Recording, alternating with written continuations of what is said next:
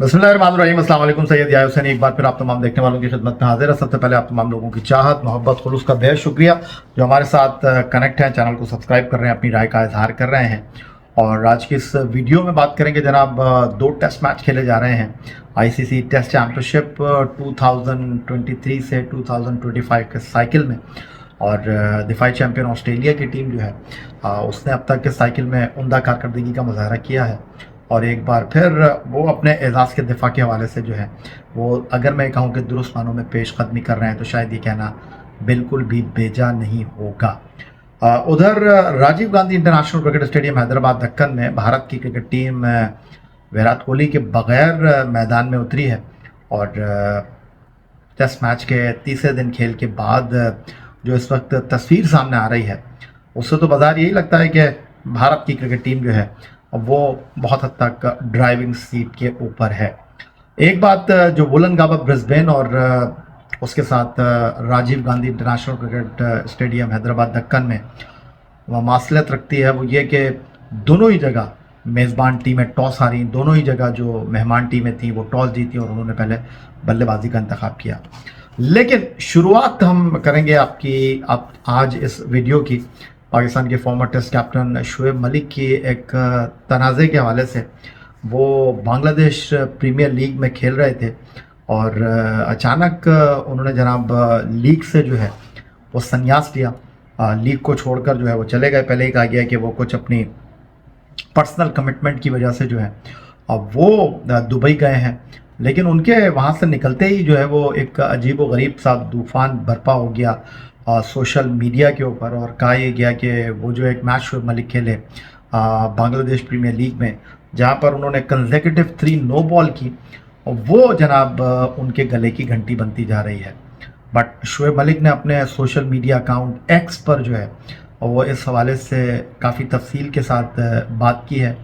उसके अलावा बारे साहब बर्नल जो कि वो फ्रेंचाइज जिसको रिप्रेजेंट कर रहे थे शुएब मलिक साहब, उनकी तरफ से भी एक वीडियो का वजाहती पैगाम आया और शुएब मलिक ने जो है इस हवाले से जो है वो बड़े करीने के साथ, बड़ी तफसील के साथ जो है वो ये बताने की कोशिश की है कि ये सारी जो चीज़ें हैं वो जनाब सिर्फ स्पेकुलेशन पर बेस कर रही हैं। अब अगर शुएब मलिक की हम बात करते हैं, शुएब मलिक ने हाल ही में जो है वो पाकिस्तानी एक्टर सना जावेद के साथ रिश्ता अज़दवाज में अपने आप को मुंसलिक किया और उसके साथ कुछ लोग नाराज़ भी हुए और सानिया मिर्ज़ा जो कि भारतीय टेनिस स्टार हैं वो उनकी एक्स वाइफ हैं, उनके साहबजादे की जो है माँ हैं। लेकिन शुएब मलिक जो थे अभी उस तमाम सूरत हाल से बाहर निकले नहीं थे। सना जावेद जो कि अब सना शुएब मलिक हो गई हैं, उनकी शादी को लेकर लोग बहुत ज़्यादा बातें कर रहे थे। अब जो बांग्लादेश प्रीमियर लीग है वहाँ पर शुएब मलिक की 3 कंसेक्यूटिव नो बॉल को लेकर जो है वो एक वबाल बरपा हो गया है। 41 साल के शुएब मलिक जो कि 1 फरवरी को अपनी 42वीं सालगिरह का केक काटेंगे। बड़ा एक्सपीरियंस क्रिकेटर शुएब मलिक हैं। 35 test match, 287 one day international, 124 T20 match Pakistan के लिए खेले हैं। फिर PSL में एक मरतबा फिर वो हमें कराची किंग्स को रिप्रेजेंट करते हुए दिखाई देंगे और Bangladesh premier league, Caribbean premier league, उसके अलावा दुनिया की मुख्तलिफ लीग में जो है वो खेलने का तजुर्बा रखते हैं शुएब मलिक। अब सवाल ये पैदा होता है कि बांग्लादेश में जो BPL है वो वैसे ही माजी में तनाज़ात का हिस्सा रही है और अब ये शुएब मलिक का जो केस है, हालांकि फ्रेंचाइज ने जो है वो इस हवाले से अपने लबों को जुम्बिश दी है, बट एक कंट्रोवर्सी में ज़रूर शुएब मलिक आए हैं और डेफिनेटली अब तक इस तमाम मामले को शुएब मलिक ने अच्छे तरीके से हैंडल किया है। लेकिन ये जो बांग्लादेश प्रीमियर लीग का मामला है जहाँ पर बाबर आजम भी खेल रहे हैं, जहाँ रिजवान भी खेल रहे हैं, बांग्लादेश प्रीमियर लीग में हर सीज़न में कोई ना कोई कंट्रोवर्सी आती रही है। अंपायर को लेकर, खिलाड़ियों को लेकर मैच फिक्सिंग के सवालात उठते रहे हैं। तो अब शुएब मलिक का यहाँ पर नाम आया है, लेकिन उन्होंने अगर ये कहूँ कि उसको बेहतर अंदाज में हैंडल किया है, टैकल किया है, तो ये शायद कहना गलत नहीं होगा। उधर जनाब वोलंगाबा ब्रिस्बेन ऑस्ट्रेलिया और वेस्ट इंडीज़ के दरमियान टेस्ट मैच को होस्ट कर रहा है। दूसरा टेस्ट मैच है और वेस्ट इंडीज़ की टीम ने पहले इनिंग में 311 रन किए थे, ऑस्ट्रेलिया को 289 पर उन्होंने आउट किया और पहली इनिंग में 22 रन की उन्होंने बढ़तरी हासिल की। लेकिन सेकेंड इनिंग में वो जनाब सिर्फ 193 रन पर आउट हो गए और वेस्ट इंडीज़ को 193 रन तक आउट करने में जोश हेजलवुड की 3 for 23 और नेथन लियोन की 3 for 42 की कारकर्दगी ने जो है वो नुमाया किरदार अदा किया। और वेस्ट इंडीज़ की सेकेंड इनिंग में जो है वो क्रिक मैकेंजी जो थे वो 41 रन बनाकर टॉप स्कोरर है। और मैकेंजी जो थे उन्होंने फर्स्ट इनिंग में भी कुछ मज़ामत की थी, 25 गेंदों पर 21 रन स्कोर किए थे, बट पहली इनिंग के जो टॉप स्कोरर थे एक 79 रन स्कोर करने वाले डिसल्वा, वो इस सेकंड इनिंग में वेस्ट इंडीज़ के लिए बड़ी इनिंग नहीं खेल सके और 7 रन बनाकर वेस्ट इंडीज़ के विकेट कीपर जो है वो पवेलियन लौट गए। तो मैच जीतने के लिए 216 रन का ऑस्ट्रेलिया को हदफ मिला है। और जब तीसरे दिन का खेल वुलनगाबा ब्रिस्बेन में अपने अख्ताम को पहुंचा तो ऑस्ट्रेलिया की टीम जो थी वो उस्मान ख्वाजा और उसके साथ मानोस लबुशैन की विकेटों से महरूम हो चुकी थी। याद रहे उस्मान ख्वाजा ने पहली इनिंग में 75 रन स्कोर किए थे। लबुशैन के लिए टेस्ट मैच कुछ अच्छा नहीं रहा है। पहली इनिंग में वो 3 पर आउट हुए, सेकंड इनिंग में उन्होंने 5 रन स्कोर किए। इस वक्त बैटिंग कर रहे हैं स्टीव स्मिथ जिन्होंने 33 रन स्कोर कर रखे हैं, 56 गेंदों का सामना किया है, 5 चौके लगाए हैं। और वार्नर जिन्होंने पाकिस्तान के खिलाफ अपने करियर की आखिरी सीरीज़ खेली थी और उनकी रिटायरमेंट के बाद अब स्टीव स्मिथ जो है वो बतौर ओपनर खेल रहे हैं। तो अब भी 156 रन की इस टेस्ट मैच को जीतने के लिए ऑस्ट्रेलिया को ज़रूरत है।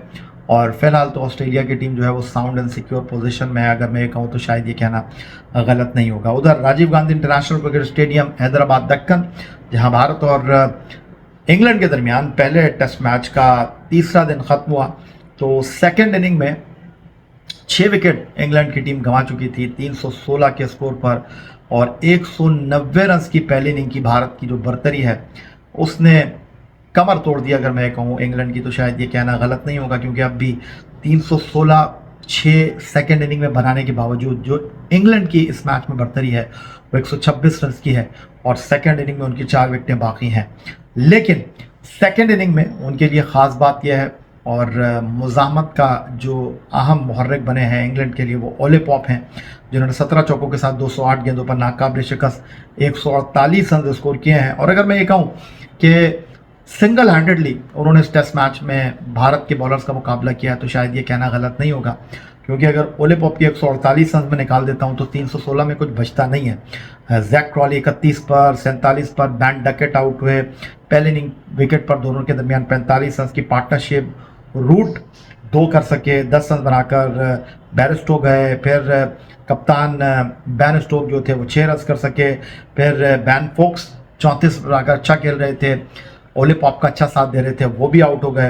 तो अब रेहान अहमद 16 रन पर बैटिंग कर रहे हैं।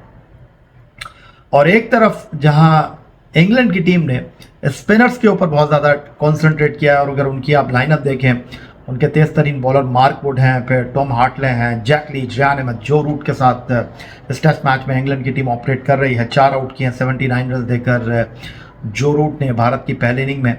और बल्ले के साथ अगर मैं जो रूट की परफॉर्मेंस की बात करूं तो इस टेस्ट मैच में उनके लिए कुछ खास नहीं है, क्योंकि पहली इनिंग में वो 29 करके आउट हुए, फिर सेकंड इनिंग में वो 2 रन बनाकर आउट हो गए। लेकिन एक बॉलर की हैसियत से उन्होंने जो अपना किरदार है वो किसी हद तक निभाने की कोशिश की है। भारत के लिए जनाब सेकंड इनिंग में इंग्लैंड की जहां 6 विकेटें गिरी हैं, 2 खिलाड़ियों को बुमराह ने आउट किया है, 2 ही विकेटें अश्विन ने हासिल की हैं, जिन्होंने सेकंड इनिंग में जो है वो नया बॉल शेयर किया था बुमराह के साथ। और फर्स्ट इनिंग में भी जो है वो अश्विन जो थे वो 3 विकेटों के उसूल में कामयाब रहे थे। तो बज़ाहिर भारत की टीम जो है इस टेस्ट मैच में काफ़ी साउंड एंड सिक्योर पोजीशन में दिखाई दे रही है, क्योंकि पहली इनिंग में उन्होंने 436 रन स्कोर किए थे। और जो इंग्लैंड का बॉलिंग अटैक है वो उनके लिए कुछ ज़्यादा मुज़ामत का जो है वो पेश खैमा साबित हुआ नहीं था। 3.60 भारत की पहली इनिंग में रन बनाने की औसत, 121 ओवर में उन्होंने 436 रन स्कोर किए, 190 रन की बर्तरी भारत ने पहली इनिंग में इंग्लैंड की हासिल की। और जो परफॉर्मेंस अगर मैं बात करता हूँ, 380 प्लस की इनिंग भारत की पहली इनिंग में नजर आई। जायसवाल ने 74 गेंदों पर 80 रन स्कोर किए, 123 गेंदों पर KL राहुल ने 86 रन की इनिंग खेली, फिर 180 गेंदों पर रविंद्र जडेजा ने 87 रन की इनिंग खेली। और सही मानों में ये जो जडेजा की परफॉर्मेंस थी, और भारत जो कि विकेट कीपर की हैसियत से टेस्ट मैच खेल रहे हैं, जिन्होंने 41 रन स्कोर किए थे। फिर अक्षर पटेल ने 100 गेंदों पर 44 रन नंबर 9 पर खेलते हुए जो स्कोर किए, उन्होंने इस टेस्ट मैच में भारत की पहली इनिंग की 190 रन की जो भारत इंग्लैंड के खिलाफ बर्तरी है उसको साउंड एंड सिक्योर करने में जो है वो मरकजी किरदार अदा किया।